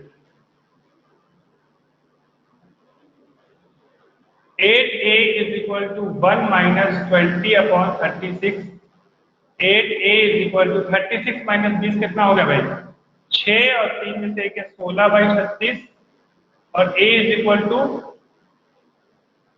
ये 8 को जो है इधर ले आएंगे 1/8 और 8 2 16, 2 1 2, 2 1 2 और 8 1/8 3 आ गया।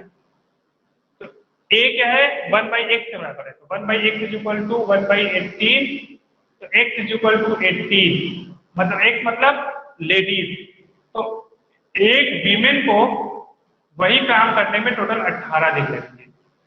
इसका मतलब समझ रहे वीमेन जो है उस काम को तेजी से कर रही है, 18 दिन में ही कर दे रही है, और आदमी जो है 36 दिन में कर रहा है, मतलब जस्ट दुगनी तेजी से उस काम को कर रही है। तभी ना जो उसका हाफ डेज में ही कर ले रही है, 36 का हाफ होता है 18।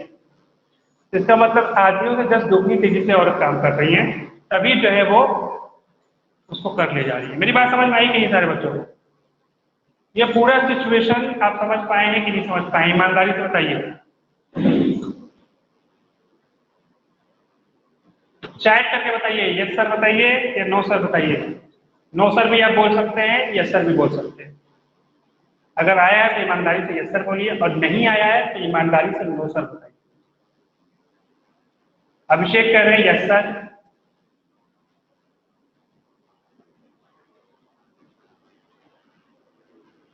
और बच्चे बताएं जल्दी जल्दी।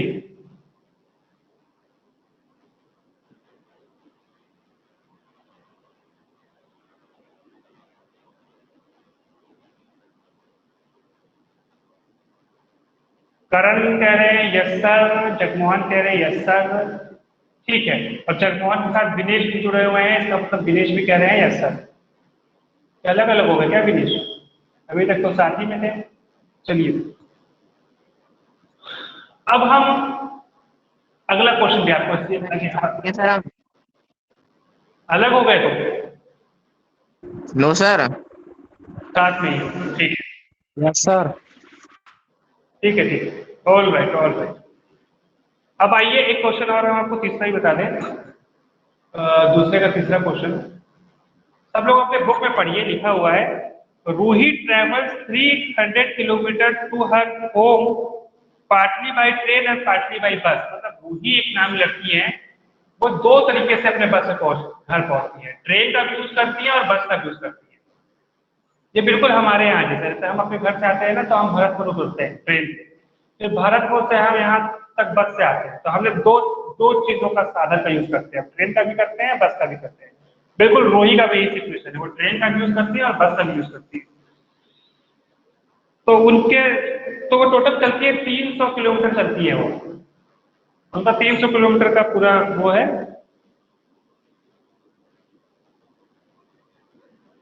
She takes 4 hours if she travels 60 kilometre by train. अगर वो 60 किलोमीटर ट्रेन से चले, अब बाकी बचा हुआ 300 में बाकी बचा हुआ कितना बचा भाई? 240 बचा। तो 240 किलोमीटर वो ऐसे चली, मतलब 60 किलोमीटर ट्रेन से चली और 240 किलोमीटर बस से चली, तो उनको टोटल टाइम लग जाता है 4 घंटे। तो उनको 4 घंटे लग जाते हैं, और यही 300 किलोमीटर वो लिखा है इफ शी ट्रेवल्स, यही 300 किलोमीटर। वो घर से दूरी तो बदलेगा नहीं। अब वो क्या करेगी, अगर 100 किलोमीटर ट्रेन से चलेगी, 100 किलोमीटर ट्रेन से चलेंगी और बाकी बचा हुआ 300 में बाकी बचा हुआ कितना हो गया भाई? 200 किलोमीटर और बच गया। 200 किलोमीटर और वो बस से चलेंगी, तो उनको टोटल लग जाएंगे कितने? शी टेक्स 10 मिनट लॉन्गर, मतलब 10 मिनट ज्यादा लगेगा। जहाँ 4 घंटा था, अब 4 घंटा 10 मिनट लगेगा, ठीक है ना? 4 घंटा 10 मिनट लगेगा।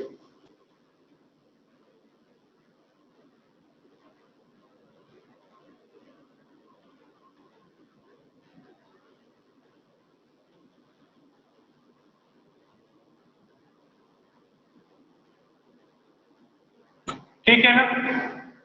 यहां तक क्लियर है?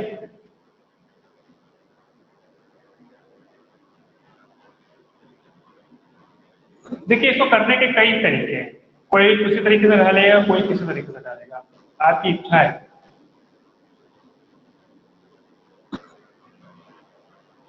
लेकिन चलिए अब आप सब बुद्धि के ऊपर है, जरूरी जैसे हम बता रहे हैं कुछ बच्चे वैसे ही करें, कुछ बच्चे अपने हिसाब से अपने तरीके से क्वेश्चन बना लेंगे, लेकिन तब जैसे भी आप करें आंसर सेम आएगा। आइए हम अपने तरीके से करते हैं इसको।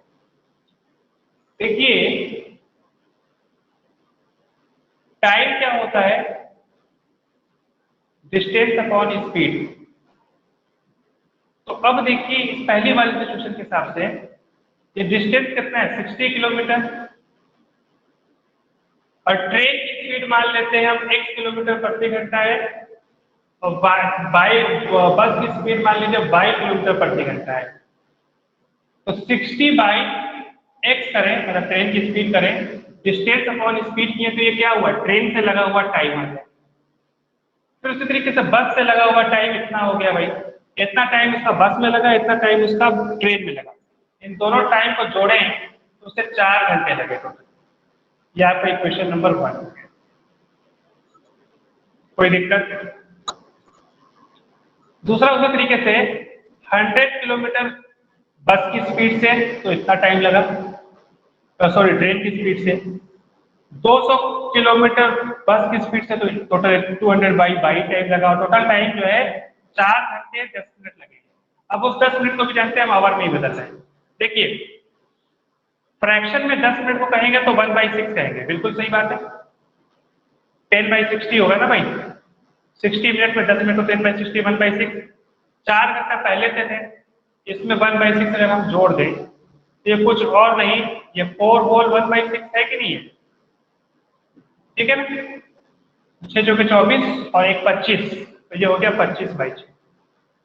ठीक, तो यहाँ पे हम सीधे लिख रहे हैं 25/6 सॉल्व करके। हमें उम्मीद है कि आपको ये बात समझ आई होगी। 10 मिनट का मतलब 1/6, तो ये आएगा कैलकुलेट होकर 25/6। देख लीजिए 4 होल 1/6, तो 6 चौके 24 और 1 25, 25/6। ठीक है ना? 6 4 × 24 प्लस 1 25/6, 25/6। ठीक, फिर अब हम नहीं कर रहे, अब हम अपना इक्वेशन बता दिए, इसलिए अब हम यहीं पे आपको लीव कर रहे हैं आपके होमवर्क के लिए। आप इस इक्वेशन को सॉल्व कीजिएगा, x और y की वैल्यू निकालिएगा, और वही x और y की वैल्यू, जो x की वैल्यू आएगी वो ट्रेन की स्पीड होगी, और जो y की वैल्यू होगी वो बस की स्पीड होगी। ठीक है? इस तरीके से होमवर्क की कॉपी पे आप पूरा कंप्लीट एक्सरसाइज 3.6 कंप्लीट करेंगे आज ही के डेट में। कंप्लीट 3.6 कंप्लीट टोटल कंप्लीट एकदम, कुछ नहीं छोड़ना है। ठीक है? आइए एक दो सिचुएशन हम आपको और बताते हैं जो आपकी बुक्स के हैं, और वो एक ये है एक्सरसाइज आप 3.5 देखें। एक्सरसाइज 3.5 का फोर्थ का चौथा पार्ट देखिए। ये अच्छे सिचुएशन है, कुछ अच्छे सिचुएशन है, ताकि आप सिचुएशन को खुद पे क्वेश्चन में डालेंगे, नहीं आएगा तो पूछेंगे। बाकी हम कुछ अच्छे जो है वो हम बता रहे हैं। देखिए सारे लोग देख रहे हैं, पेज नंबर 63 पर है, सब लोग खोल ले जल्दी से। पेज नंबर 63 जल्दी ओपन कीजिए। लिखा हुआ है places A and B are 100 kilometre on a highway. एक हाईवे है, वहां एक पोजीशन ए है और एक पोजीशन बी है। ये हाईवे हमारी एक सड़क गई है, इसमें दो पोजीशन है ए और बी। ठीक है ना? और इन दोनों के बीच की दूरी दी हुई है कितना? 100 किलोमीटर दूर है। एक सारे बच्चे ध्यान से समझेंगे इस सिचुएशन को। 100 किलोमीटर दूर है दूसरे से। एक कार जो है ए से चल रही है और एक कार जो है बी से चल रही है। एक कार ए से चल रही है, एक कार बी के पोजीशन से चल रही है। एक ही टाइम पे दोनों चले।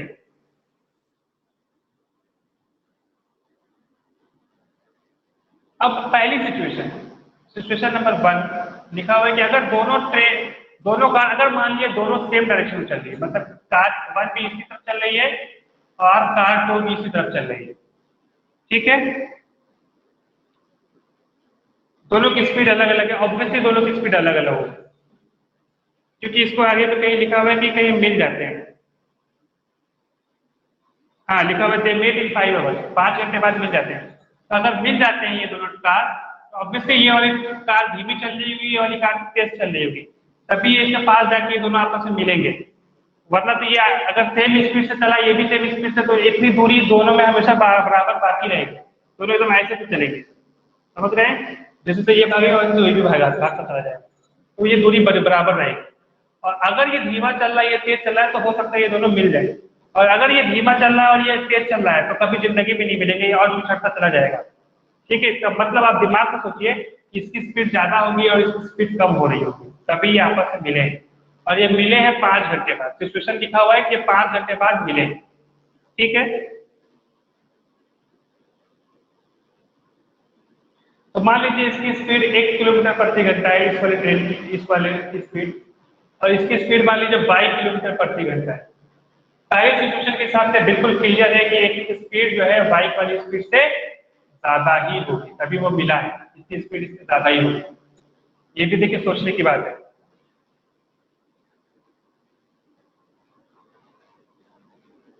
टोटल 5 घंटे बाद दोनों मिले।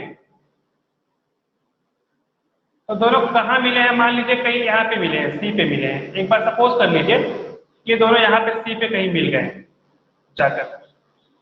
ठीक, मेरी बात मतलब आप लोगों को समझ में आ रही है?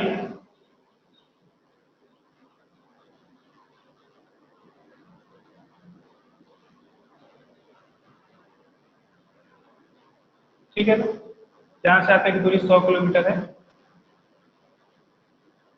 यहाँ से लेकर जहां तक की दूरी 100 किलोमीटर है, ये ए बी, और मान लीजिए ये कहीं सी पर जाकर मिल गए। ठीक है ना, ये सी पर कहीं मिल गए। कितने घंटे बाद भाई? 5 घंटे। 5 घंटे बाद। अब देखिए हम सिचुएशन को कैसे बदल रहे हैं।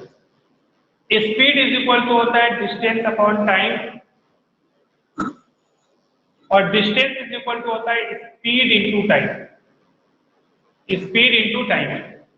अब इसकी स्पीड x है, टाइम कितना लग रहा है? 5 घंटे। यहाँ ये वाली कार को सी तक पहुंचने में कितना टाइम लग रहा है भाई? 5 घंटे लग रहे हैं। तो टाइम हो गया 5 और स्पीड हो गया x, 5x। तो ये क्या निकला है? कौन सा डिस्टेंस निकला है? ए से लेके सी तक का डिस्टेंस निकला है। निकला है कि नहीं? देखिए ये वाली कार यहाँ से यहाँ तक जा रही है, ये उसका डिस्टेंस है, और टाइम कितना लगा है? 5 घंटा। 5 घंटे लगे हैं। स्पीड कितना है? x, और स्पीड इंटू टाइम करेंगे तो डिस्टेंस आएगा, और डिस्टेंस क्या है? AC है। AC है ना? बताइए, ये डिस्टेंस कुछ और नहीं, क्या है भाई? AC है। मेरी बात सबको समझ में आ रही है? अब देखिए यहां से जो कार चल रही है, यहां से यहां तक पहुंच रही है, वो उसका डिस्टेंस हो जाएगा 5 घंटे में वो भी पहुंच रही है, चल 5 घंटे में वो भी यहाँ पहुंच रही है, और उसका स्पीड y है। तो स्पीड इंटू टाइम करें तो ये कौन सा डिस्टेंस निकला है? BC निकल गया है। और हमें क्या पता है कि AB जो है, मतलब यहां से लेकर यहां तक की दूरी 100 है, तो इस पूरे AC में से इस BC को माइनस कर देंगे तो 100 आएगा कि नहीं आएगा? इस पूरे, ध्यान दीजिएगा, इस पूरे AC में से BC को माइनस करेंगे तो 100 आएगा कि नहीं? मतलब AB आएगा ना। इस AC में से BC माइनस करेंगे तो AB आएगा, और AB कितना है? यहाँ से यहाँ तक की दूरी कितनी है? 100 किलोमीटर, आपकी किताब में दिया हुआ है। तो इसका मतलब अगर हम इसको माइनस करें तो ये 100 के बराबर आना चाहिए। ये मैंने इस सिचुएशन को कैसे, देखिए कितनी सूझबूझ के साथ मैंने इसको इक्वेशन में ढाल दिया। पहला इक्वेशन आप समझ पाए कि नहीं समझ पाए? ईमानदारी से बताइए।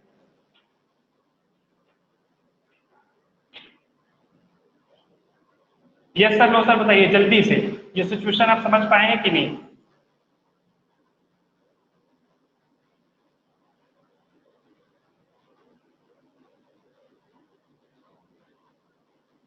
Yes sir. जल्दी। Yes sir. आइए आइए दूसरा सिचुएशन आपको हम देखें। दूसरा आपके बुक में लिखा हुआ है कि if they travel toward each other, मतलब दोनों एक ही तरफ चल रहे हैं, एक दूसरे के साइड चल रहे हैं। मतलब देखिए ध्यान से, इसका मतलब हुआ यहाँ दिखा रहे हैं, ये वाला इस तरफ चल रहा है और ये वाला इस तरफ चल रहा है, दोनों एक दूसरे के साइड चल रहे हैं। तो ये देखिए, ये इधर जा रहा है, ये वाला कार इधर जा रहा है, ये वाला कार इधर जा रहा है, तो कहीं ना कहीं यहाँ कहीं मिल जाएंगे। यहाँ मान लीजिए सी हमें अब यहाँ ले ले रहे हैं, सिचुएशन बदल गया है, यहाँ कहीं मिल जाएंगे सी पर, मिल जाएंगे ना भाई। तो ये वाली कार यहाँ से यहाँ तक गई, उसका डिस्टेंस कितना है, AC है। पहले वाले कार का डिस्टेंस कितना है, AC है। और वो डिस्टेंस कितना, कितने के बाद, घंटे के बाद मिले हैं दोनों, 1 घंटे के बाद मिल गए। तो टाइम हो गया 1 और स्पीड कितना है, x। तो यहाँ से यहाँ तक पहुंचने में पहले वाले कार को इतना डिस्टेंस उसका पहले वाले कार का हो गया, मतलब AC निकल आया। उसी तरीके से दूसरे वाले कार का B से C तक चला है, वो कितना टाइम लगा है, 1 घंटा लगा है। और इसका स्पीड कितना है, y है। तो यहाँ से यहाँ तक का जो है डिस्टेंस निकल आया है, क्योंकि यही तो डिस्टेंस है। इसका स्पीड जो है y है और टाइम 1 घंटा लगा है, तो टाइम इंटू स्पीड करेंगे तो डिस्टेंस आ जाएगा। और डिस्टेंस इस वाले कार का, ये वाला कार यहाँ से यहाँ तक ही चला है, तो ये हो गया BC।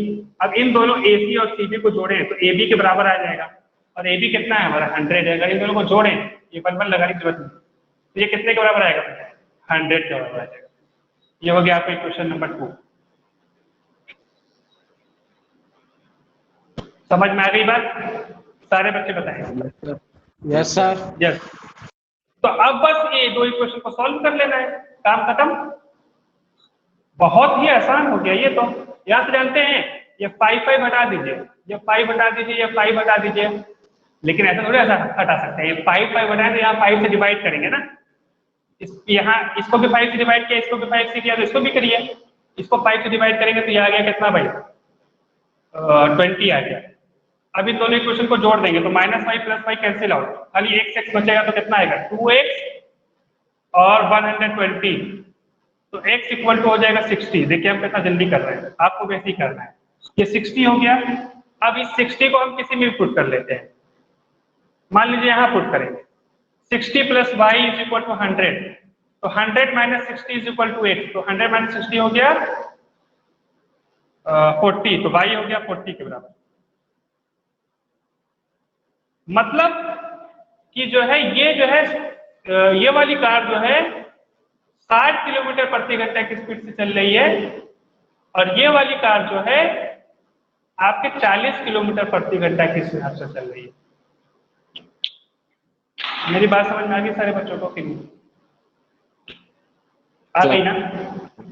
Yes sir.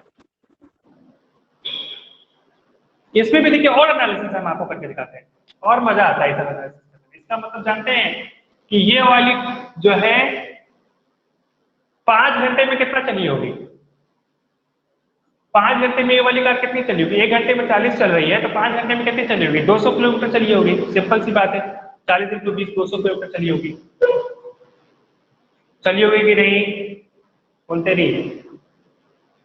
ये वाली कार 200 किलोमीटर चली होगी। सिंपल है ना? और ये वाली कार उसकी 5 घंटे में कितना चली होगी भाई, कितना चली होगी? 60 है ना, तो 200 किलोमीटर में 5 किलोमीटर में 5 घंटे में कितना चली होगी? 300 किलोमीटर चली होगी। चली होगी ना 300 किलोमीटर। Yes sir. अब ध्यान दीजिए, अब ध्यान से देखिएगा। अगर ये 2 किलोमीटर चली है तो कहीं मतलब जहां से यहां तक की दूरी मतलब मान लीजिए 200 किलोमीटर 200 किलोमीटर है, और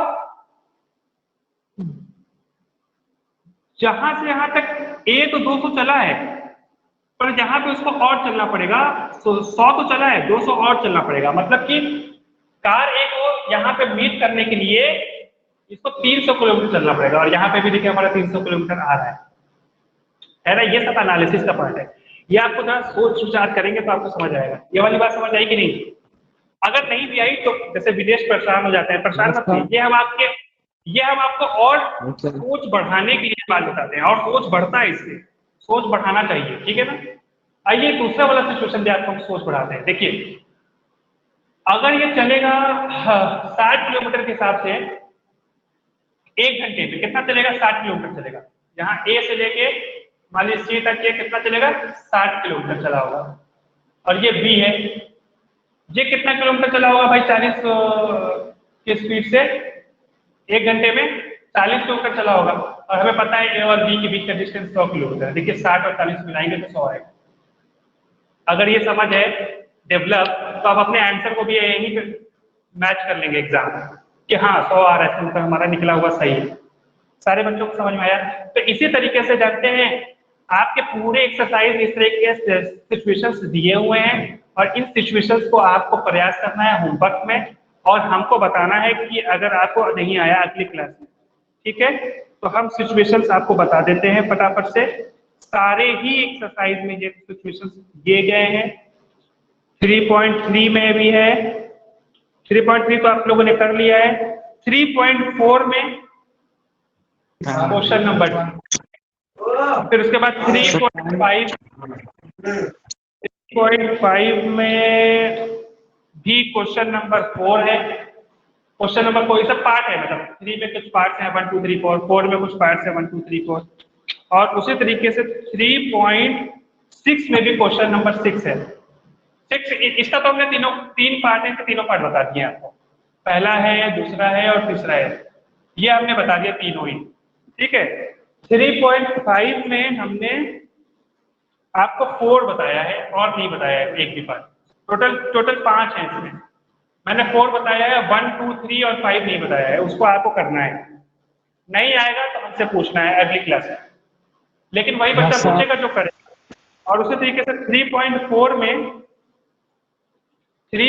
में टोटल 5 क्वेश्चन हैं। टोटल 5 क्वेश्चन है। टाइम इजाजत नहीं दे रहा है सर, आड़ा दिख रहा। टाइम हमको परमिट नहीं कर रहा है, इसलिए हम इसमें एक कंसेप्ट और बताना था कि डिजिट को इंटरचेंज करते हैं तो ये सब क्या क्या होता है, वो एक कंसेप्ट हम अगली क्लास में बता देंगे, कोई बात नहीं। तो आप चाहें तो कोई इस 3.4 का थर्ड पार्ट छोड़ सकते हैं, अगर कर लें तो अच्छा है, लेकिन छोड़ सकते हैं, बाकी सारा पार्ट आप करेंगे। तो क्या मैंने बोला, 3.4 का थर्ड पार्ट छोड़ के बाकी सारा करना है, और नहीं आएगा तो पूछना भी है। 3.5 का क्वेश्चन नंबर 4 का सारा पार्ट करना है, 3.6 के 6 का सारा पार्ट करना है। मेरी बात सारे बच्चों को समझ में आई कि नहीं? Homework yes sir. और इसको करके आइएगा, अगले में जो नहीं आएगा उसको बताएंगे, और एक क्वेश्चन ये थर्ड वाला बताएंगे, और ये चैप्टर की समाप्त हो जाएगी, और उसी दिन अगला चैप्टर जो क्वाड्रेटिक इक्वेशन है उसकी शुरुआत करते हैं, ठीक है? इसी के साथ क्लास को समाप्त कर रहे हैं। सुबह उठ के व्यायाम कीजिए, अपने मम्मी पापा का ख्याल रखिए और खूब पढ़ाई कीजिए। धन्यवाद। Thank you sir.